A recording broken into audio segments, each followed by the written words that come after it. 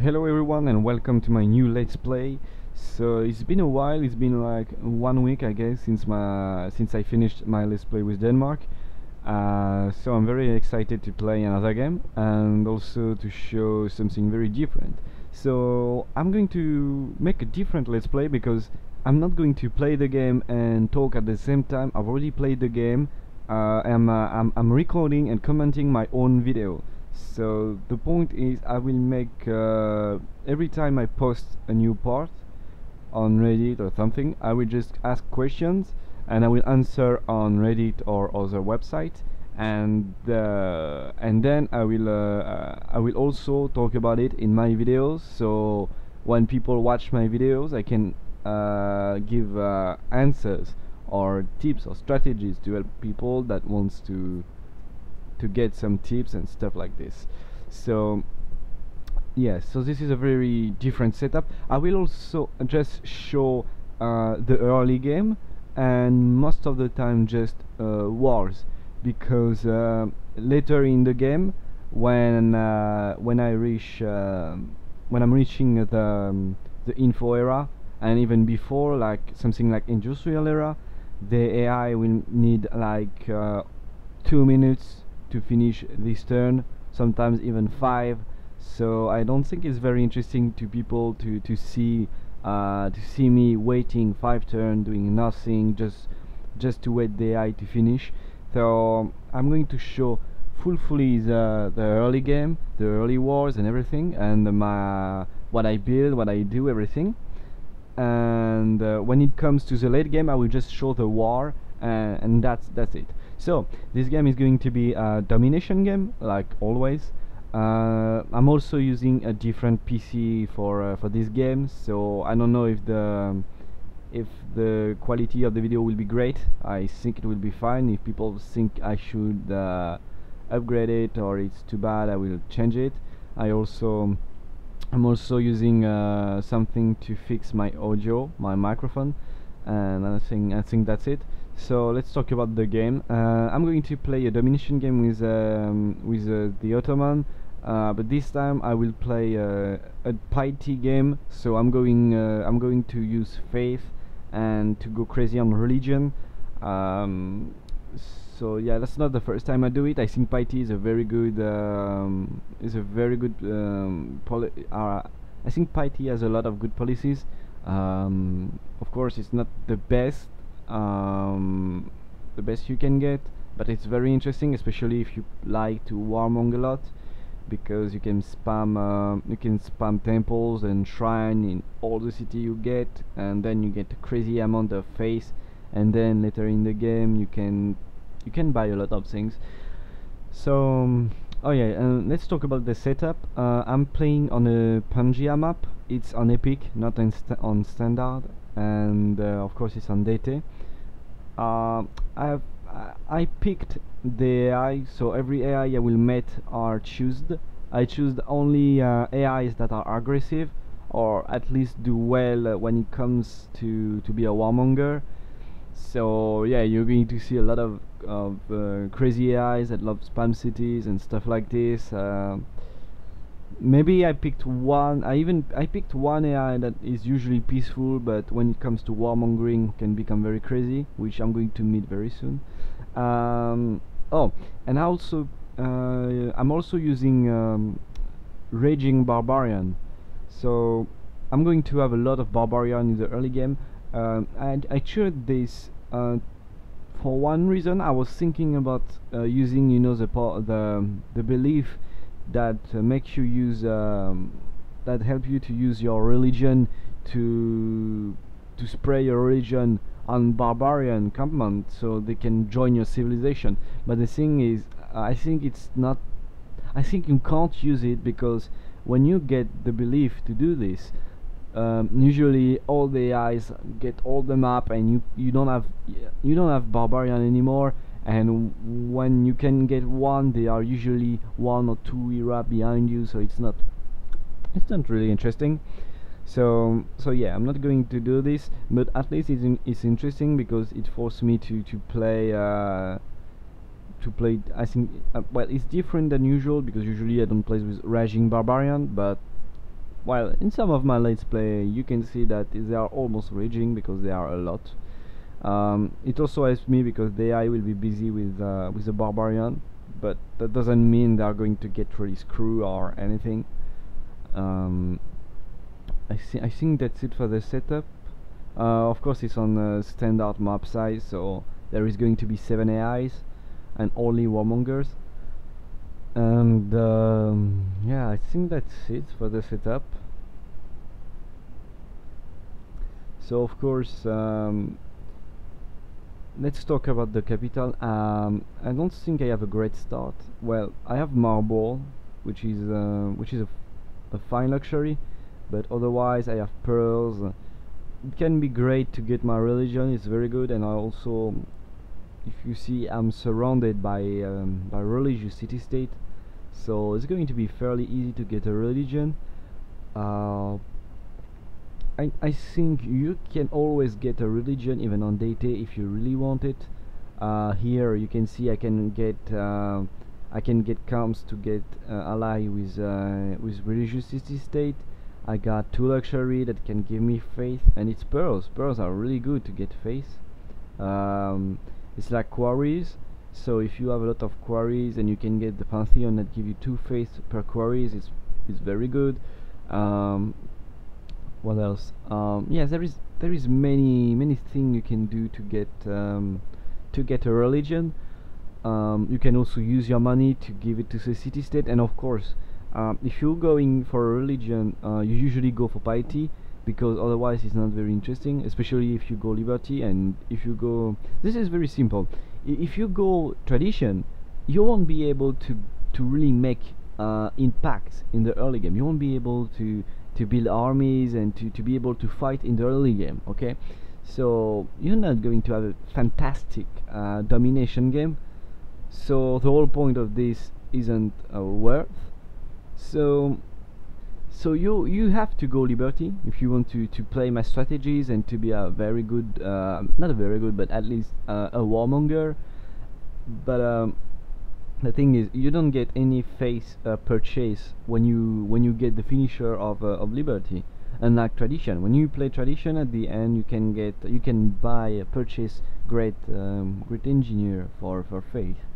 I'm also not a huge fan of great engineer. I'm going to use, I think, 2 in this game, but I usually don't build them. I prefer great merchant and great scientist for few reasons. When you play as a warmonger, you need gold, and also you need happiness, and great merchant are really good for that because you can use them on city states. You will get influence, and when you get influence, you can get friendly or allied, and when you get allied with the city state, you usually get happiness because they can have luxury that you don't have, or you can even get a mercantile city state, which will give you more happiness. So great merchant give you happiness, and they of course give you gold. So that's why I really love them. It's because it's all you need to win a domination game. You need happiness, you need production, and you need gold. Nothing else. Of course, science is great, but you can beat the AI when you are behind in technologies. I've done it a lot of time. In my 2 let's play, I always beat the AI when he's ahead in technology. But it also depends of your army, of many things, because sometimes you have AIs that don't build armies, and then when you declare war on them, they have no protection, and then you can blitz with any kind of units and you can take the cities. This is, I think, the best strategies to take cities is just to blitz, to really rush the city, to not care about the units. But sometimes you really have to fight, and you can't blitz a city because you're going to lose all your units. And this game is going to be like this, because I'm going to make some blitz, and I'm also going to fight and to kill a lot of units because I don't have any choices, and also because I choose AIs that spam a lot of armies. At the end of the game, one AI will have 1.5 million, almost 2 million of military. So it's insane. It's I've never seen so much, and I've played a lot of games. Yes, so let's go back to piety and why you when you play piety, when you want to play a religious game to get a religion and to really work on it, you go piety. Otherwise it's not really interesting, unless I think the only case you have to focus on faith and get a religion when you don't want to go piety, I think, is when you play Sweden, because Sweden can really be fun if you play with great prophets, because once you get a religion, you can generate great profit, and then with your great profit you can spray your religion 4 times. All right, you spray 1 time to your cities or to city states to get influence when they ask you to do this, and once you spray it 3 times, you can use it to you can gift it to a city state and you will get allied with them.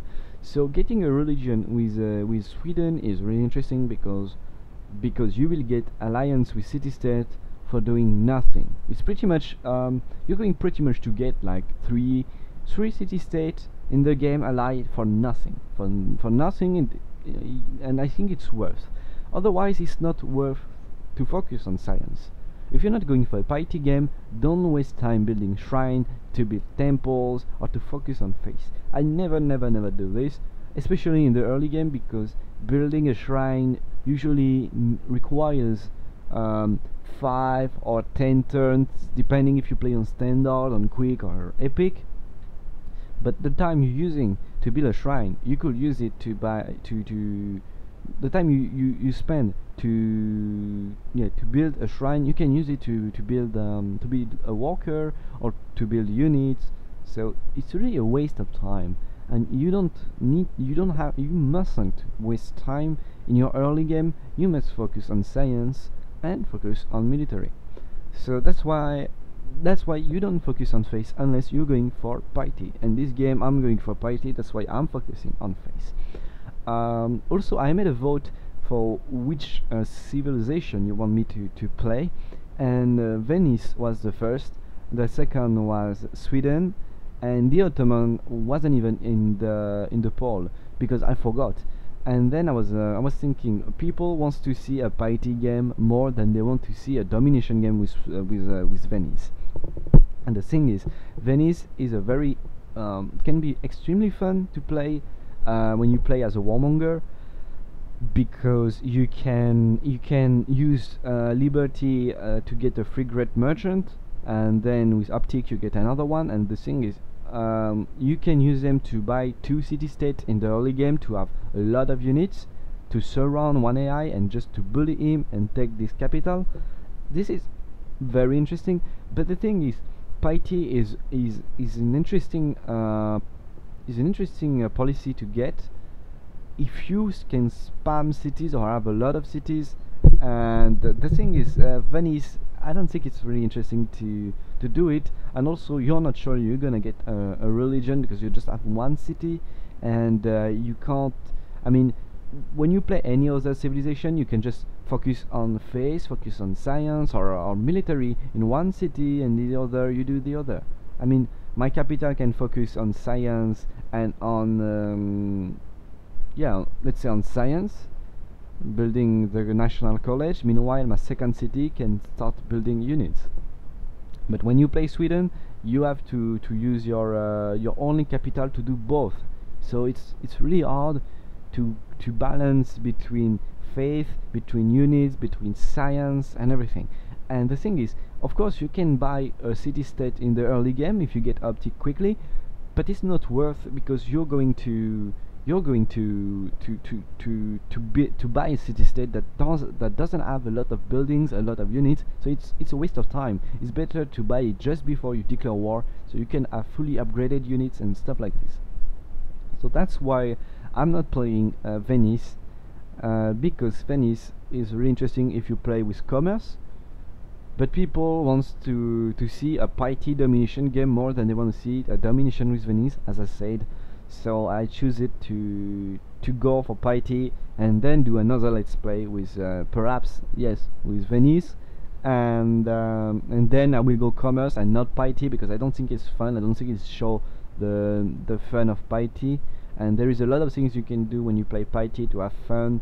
But with Venice, it's not really interesting. It's too hard and too complicated, and it doesn't show the fun side of Venice. Then why did I choose to not play then Sweden with piety? It's because I want to play a patronage game, because I already played a commerce game. I already played a piety game for this one, and then I need to play a patronage game. And I think it's more fun to do a patronage game with Sweden and also have a religion but not piety than doing this. But you can also go piety with Sweden. It can be really fun, because you can get the belief that allow you to purchase any kind of great person, and then with Venice you can just gift them to city state, and that's cool. But the thing is, with Sweden you can already spam great people of all kind. You can have all type of great people, so in the late game you don't need to buy great people with Sweden. I tried and it's interesting, but it's not, I mean, in the late game with Sweden you have all the city state you want, and you don't need more great people to get them, because you won't need it. So I choose the Ottoman because I think it's one of the civilization that are invisible. People never think about the Ottoman. I don't think I've seen anyone playing a let's play with the Ottoman. It's like the underdog. No one plays them. No one talk about them. No one give a damn about them.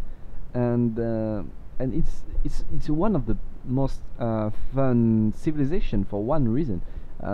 First, and it's unfortunate, but I won't be able to do this game. You can have all your melee ships able to capture other ships. So when you build like a trireme or any kind of ironclad or anything, any kind of melee boat, melee ships, you can when you kill another one, you can you have a chance to get them to get them back, to have them like joining your civilization, and that can be very fun. But the thing is, most of the time when I play, even in Pangea, when I play a Pangea game, I often have naval war, but usually it's more me having tons of frigate and battleship and just bombing a city and then taking the city, more than having I mean, I'm usually using my battleship and frigate to kill the unit quickly and then kill a city, more than I need melee ships to take other ships. I mean, it can be useful, but I don't think you can have the chance to really use it. I think you have more chance to use the unique ability of Denmark, which allow you to embark and then take cities, than you will use the ability of the Ottoman to actually capture ship. And yeah, and the other thing is their unique units. I think they are both amazing, even so the other one is a lancer, but I'm going to explain you exactly my point. So first, the Janissary, they are insane. I think it's one of the best unit of the game for sure. I love melee units because they are strong, they are fast, and they don't waste time. I don't like a range unit in the early game. I like bazookas because they are fun, and they are everything I like. But until you get bazookas, they are really disappointing because they don't make damage. It's like artillery. Artillery to kill if you use artillery to kill units, to kill infantry, you're going to need a lot of times, because it's too long. And also you must know something. The AI on Deity, at least, I don't know if it's the same for Immortal or King, the AI usually get cover on every single unit they build, cover and medic. So let's say we have China just next to us. If they build archer, they will get cover 1 and cover 2 before getting anything else. They usually do this. Also, you can see right now on the game, I'm using my settler to see if there is barbarian. So the thing is, look at what I'm doing right now. You see, I can see where I'm moving, and if there is a red circle, it means there is a unit there. So I know there is a barbarian somewhere around there, and I'm following him with my right click. So you will see it again, and then I will come back to the AI and the